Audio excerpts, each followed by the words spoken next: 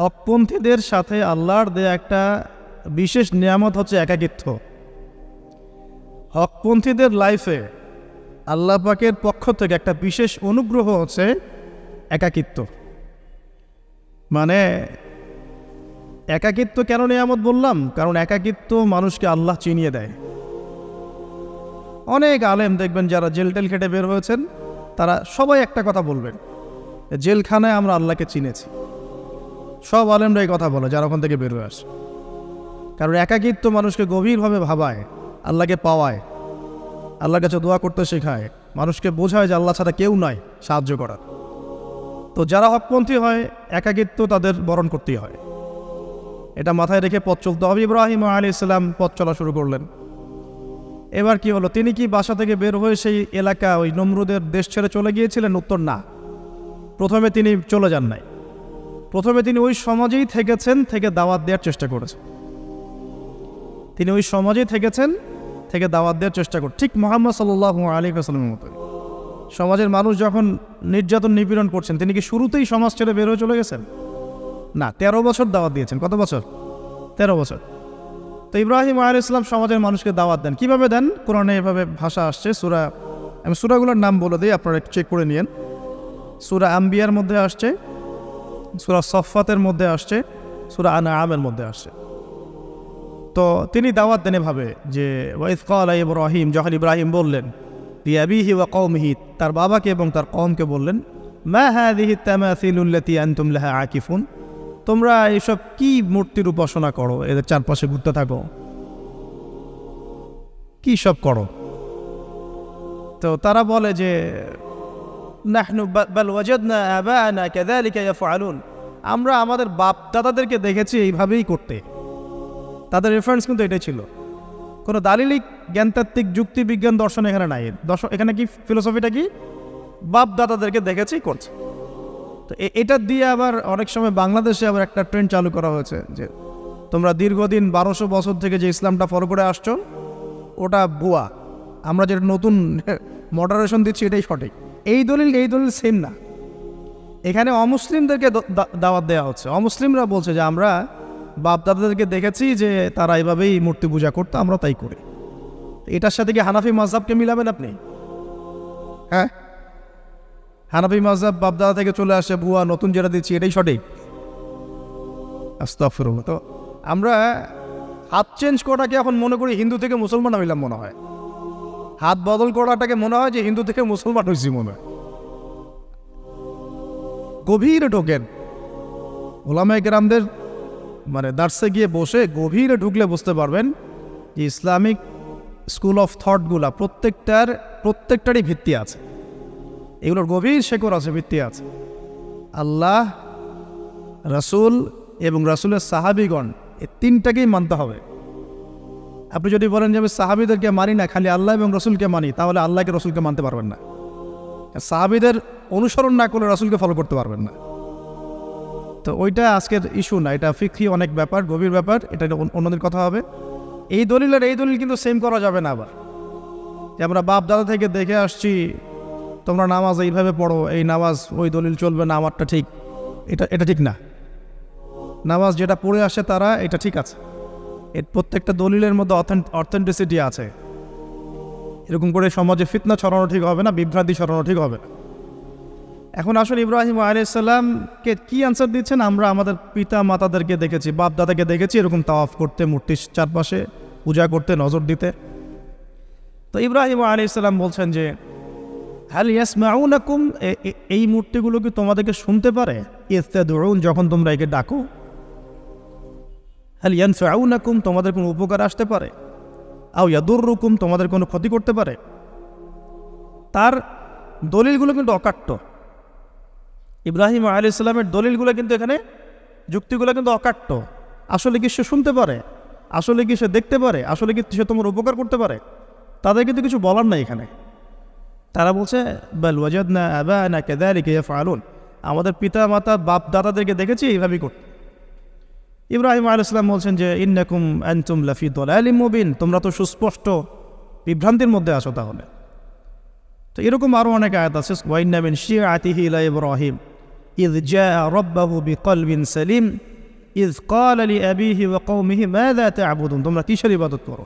আইফকান আলিহাতান দুনাল্লাহি তুরিদুন, তোমরা কি আল্লাহ সম্পর্কে মিথ্যা মিথ্যা মিথ্যা আরোপ করতে চাচ্ছ?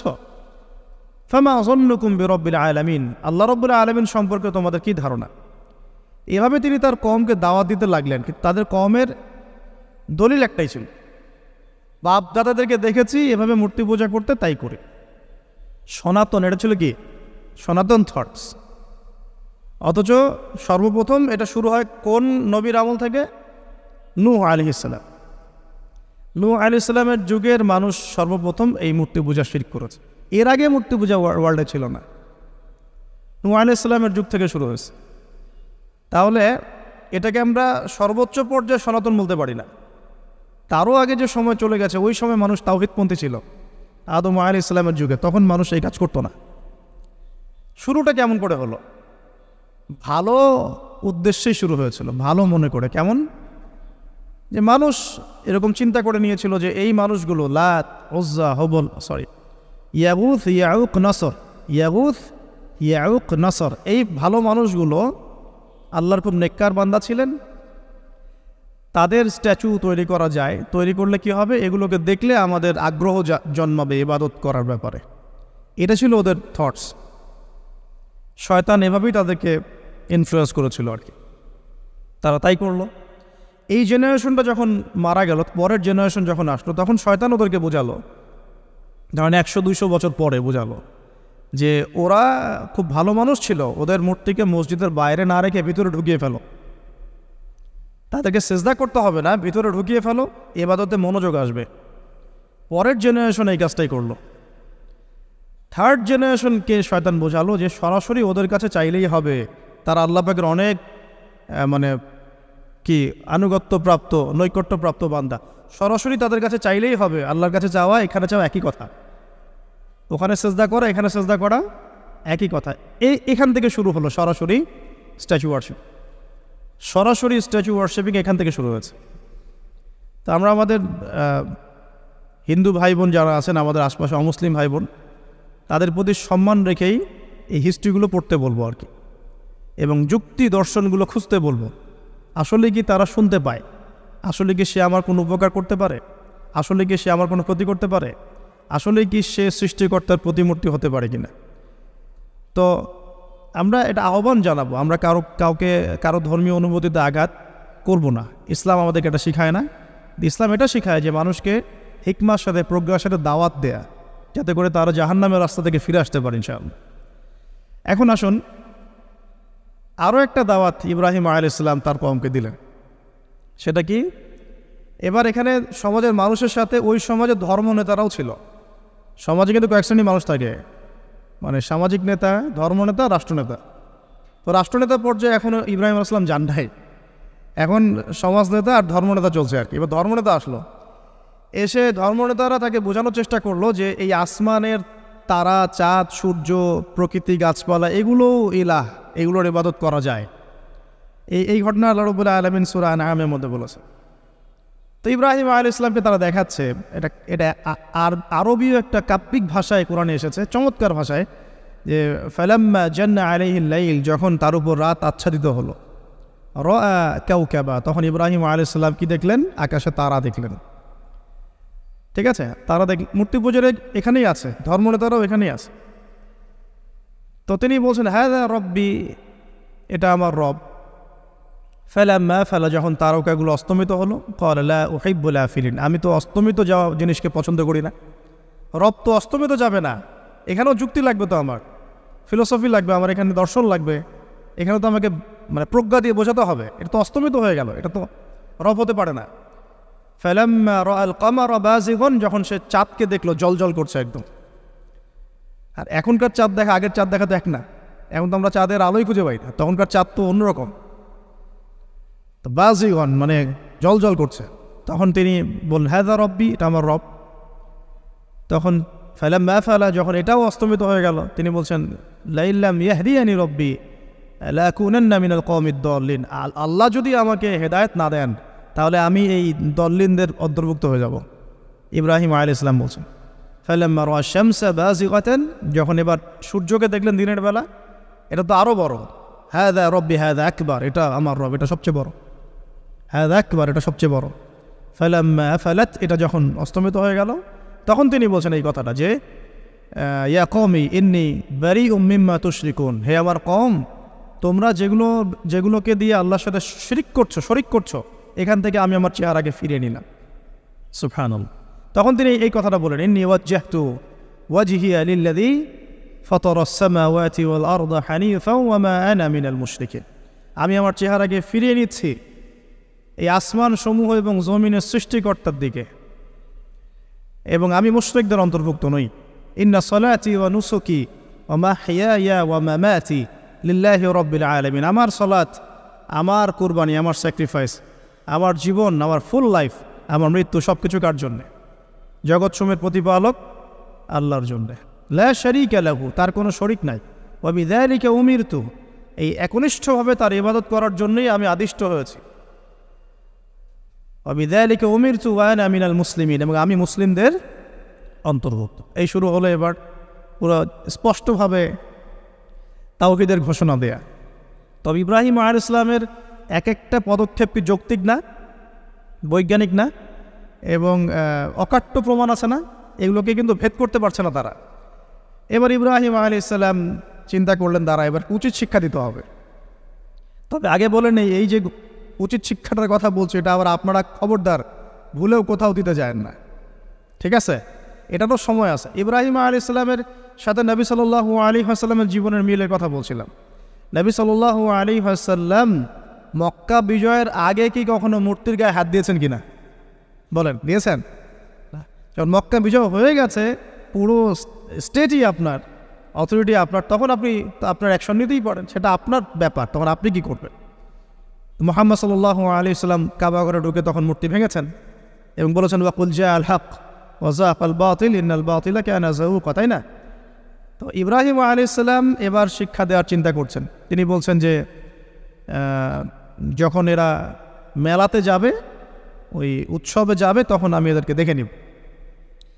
এটাও কুরআন চমৎকারভাবে বলেছে যে ইয ক্বালা লিআবিহি ওয়া কওমিহি মাযা তা'বুদুন আইফকান আলিহাতান দুনাল্লাহি তুরিদুন ফামা যান্নুকুম বিরাব্বিল আলামিন। হ্যাঁ, ফারাগা ইলা আলিহাতিহিম ফাকালা আলা তা'কুলুন। ইব্রাহিম আলাইহিস সালাম এবার যখন ওরা মেলায় চলে গেছে, যাওয়ার আগে আবার ইব্রাহিম আলাইহিস সালাম বলছিলেন যে ইন্নী সাকিম, আমি হচ্ছি অসুস্থ। আমি কি অসুস্থ? নজরা নজরাতান ফিন নুজুম, ইব্রাহিম আলাইহিস সালাম রাতের বেলা আকাশের দিকে তাকালেন একবার, তাকিয়ে ওদেরকে বললেন যে ইন্নী সাকিম, আমি অসুস্থ। এটা কৌশল, আমি অসুস্থ, এটা কৌশল। তো এই কৌশল আবার সব জায়গায় ঘাটাতে যায় না।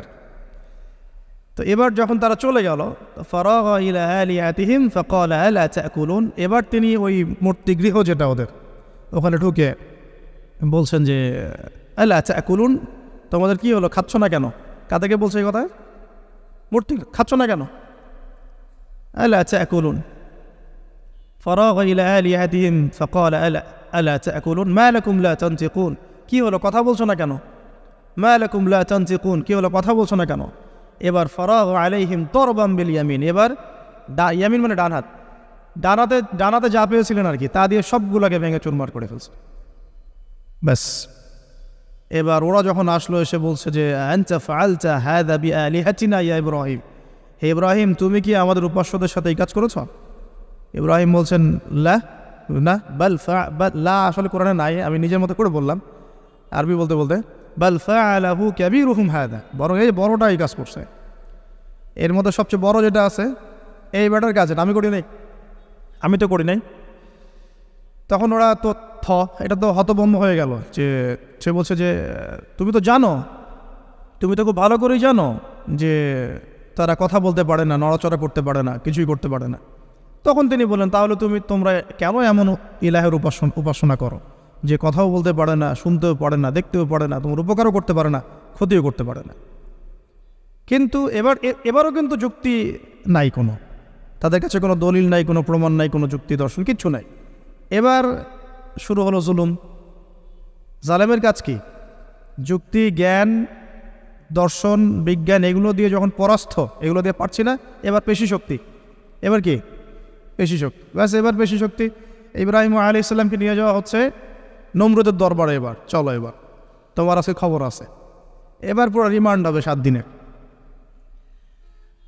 একদিন রিমান্ড হলেই অবস্থা খারাপ হয়ে যাওয়ার কথা। তো ইব্রাহিম আলাইহিস সালামকে এবার নিয়ে যাচ্ছে ধরেন নমরুদের কাছে। কী যে হবে আল্লাহ ভালো জান। ইব্রাহিম আলাইহিস সালাম যখন যাচ্ছেন তখন কি তিনি জানতেন যে আল্লাহ পাক তাকে আগুন থেকে বাঁচাবেন? এই ঘটনা যে ঘটবে তিনি কি জানতেন? আচ্ছা, আমরা না হয় জানি যে এমনটা হয়েছিল। ইব্রাহিম আলাইহিস সালাম ওই সময় তো আর জানতেন না যে কী হতে যাচ্ছে। তার মানে তার ওই সময় তার ইমানের তেজ, তার স্থিরতা, ইস্তেকামা এবং তাওয়াক্কুল কত বেশি ছিল। তাকে নিয়ে যাওয়া হচ্ছে এবারে নমরুদের সামনে দাঁড় করিয়ে। নমরুদ এবার একটু মজা নিয়ে জিজ্ঞাসা করলো যে কে তোমার রব? ওই কবরের প্রশ্ন করার মতো, মান রব্বুক, তোমার রব কে? তো ইব্রাহিম আলাইহিস সালাম বলছে রব্বি আল্লাযী ইউহয়ী ওয়া ইউমীত, আমার রব তিনি যিনি জীবন দেন মৃত্যুও দেন। এবার নমরুদ বলছে ক্বালা আনা উহয়ী ওয়া উমীত, আমি তো জীবন দিই আর মৃত্যু দেই। কীভাবে? একজন এই যাবজ্জীবনপ্রাপ্ত আসামিকে ডেকে নিয়ে ছেড়ে দিল, দিয়ে বললো যে জীবন দিলাম। আর একজন আসামিকে ডেকে তৎক্ষণাৎ মৃত্যুদণ্ড দিয়ে মৃত্যু দিলাম। তো ইব্রাহিম দেখলেন আলাইহিস সালাম এ তো মোটা বুদ্ধির মানুষ, কারণ যে যত বড় জালেম হয় তার বুদ্ধি তত মোটা হয়, কিন্তু এটা মাথায় রাখবেন। ফেরাউনের মতো জুলুম মানুষের বুদ্ধি লোপ করে দেয়, আর শিরক মানুষের মধ্যে ভয় সঞ্চার করে। যখন আপনি শিরক করতে থাকবেন মনে খুব ভয় কাজ করবে। এবং মুশরিক বাহিনী কখনো ইসলামের বিজয় লাভ করতে পারে নাই। যে মুসলিম সেনাবাহিনীর মধ্যেও শিরক ছিল না, ওরা যুদ্ধের মাঠে পরাজিত হয়ে গেছে। ইতিহাস ঘাটবেন, মুসলিম যে সেনাবাহিনীর মধ্যে শিরক ছিল ওই সেনাবাহিনী পরাজিত হয়ে গেছে। আবার অল্প গুটি কয়েক সেনাবাহিনী তারা তাওহীদপন্থী ছিল, তারা জয়লাভ করেছে। ইতিহাস ঘেটে দেখবেন। তো জুলুম কি করে বুদ্ধি লোপ পায়? নমরুদের বুদ্ধি লোপ পেয়ে গেল। তো ইব্রাহিম আলাইহিস সালাম বলছেন রব্বি আল্লাযী ইউহয়ী ওয়া ইউমীত, এ তো এটা বুঝলো না। তাহলে ইন্নাল্লাহা তাআলা ইন্নাল্লাহা ইয়াতি বিশ-শামসি মিনাল মাশরিক ফাতি বিহা মিনাল মাগরিব। ইব্রাহিম আলাইহিস সালাম বলছেন যে আল্লাহ রাব্বুল আলামিন, আমার আল্লাহ, তিনি পূর্ব দিক থেকে সূর্য ওঠান। তো তুমি যদি ইলাহ হয়ে থাকো তাহলে পশ্চিম দিক থেকে উঠাও। এটা আরও বড় অকাট্য দলিল হলো। তার অবস্থাটা আল্লাহ ব্যাখ্যা করছেন এভাবে। আল্লাহ বলছেন ফাবুহিতাল্লাযী কাফার, কাফের একদম হতভম্ব হয়ে গেল। একদম হতভম্ব হয়তো লাভ নাই, পেশি শক্তি আছে আমার। তোমার যুক্তি, বিজ্ঞান, দর্শন, থিওরি তো আমার দরকার নাই। তোমার দিনের জ্ঞানের এলিমেন্ট তোমার দরকার নাই। তোমার ওয়াজ নসিহতের আমার দরকার নাই। আমার কাছে কি আছে? পেশি শক্তি আছে। পিঠায় সব সিধা করে ফেলাবে একেবারে। ব্যাস ইব্রাহিম আলাইহিস সালামের জন্য বলছে ফাআল হাররিকুহু ওয়ানসুরু আলিহাতাকুম, একে জ্বালায় দাও, পুরায় দাও, একে জ্বালায় পুরায় দাও, তোমাদের ইলাহদেরকে সাহায্য করো। আল্লাহ পাক অন্য জায়গায় বলছেন যে ফাআরাদু বিহি কাইদান ফাজআলনাহুমুল আসফালিন, তারা ইব্রাহিম আলাইহিস সালামকে নিয়ে একটা বিশেষ বড় একটা কৌশল করলো। এই কৌশলটা কি ছিল? তাকে অগ্নিকুণ্ডের মধ্যে ফেলে দেওয়ার একটা চেষ্টা করলো, আগুন জ্বালিয়ে রাখলো। বলা হয় 40 দিন, এগুলো হিস্ট্রি বা তাফসীরগুলোতে আসছে। আমি just Quran text to the point বলছি। তো আগুন দাউ দাউ করে জ্বলতে লাগলো। ওই ব্যাবিলন, ওখানকার সব মানুষ দেখছে বিষয়টা। তো ইব্রাহিম আলাইহিস সালামকে ফেলে দেওয়া হবে। দেখেন, যখন ফেলে দেওয়া হবে তখন কি ইব্রাহিম জানতেন যে তিনি আগুনে পড়বেন না? তিনি তাহলে প্রস্তুত ছিলেন। তিনি তখন জীবন দেওয়ার জন্য প্রস্তুত ছিলেন। ঠিক আছে, এখন তাকে ফেলে দেওয়া হচ্ছে। ঠিক ওই সময়ে জিবরাইল আলাইহিস সালামের আগমন। সুবহানাল্লাহ। তিনি এসে বলছিলেন যে আমার কাছে কোনো হাজত আছে নাকি আপনার? তখনও ইব্রাহিম আলাইহিস সালাম বলেছেন আপনার কাছে আমার কোনো হাজত নাই। হাসবি আল্লাহ ওয়া নি'মাল ওয়াকিল, এই যে কথাটা আমরা বলি, হাসবুনাল্লাহ ওয়া নি'মাল ওয়াকিল, হাসবি আল্লাহ ওয়া নি'মাল ওয়াকিল। ইব্রাহিম আলাইহিস সালাম বললেন আল্লাহই আমার জন্য যথেষ্ট এবং তিনিই আমার উত্তম কর্মবিধায়ক। ব্যাস, এরকম মোমেন্টে বান্দা যখন আল্লাহকে এভাবে চাবে, আল্লাহ রাব্বুল আলামিন না এসে পারবেন? কখনই পারবেন ইনশাআল্লাহ তাআলা। তখন আল্লাহ রাব্বুল আলামিনের আদেশ চলে আসলো, ইয়া নার, হে আগুন, কুনি বারদান ওয়া সালামান আলা ইব্রাহিম, ইব্রাহিমের জন্য ঠান্ডা হয়ে যাও, শীতল ঠান্ডা হও। মানে খুব শীতল না, আবার আরামদায়ক শীতল ঠান্ডা হয়ে যাও। সুবহানাল্লাহ।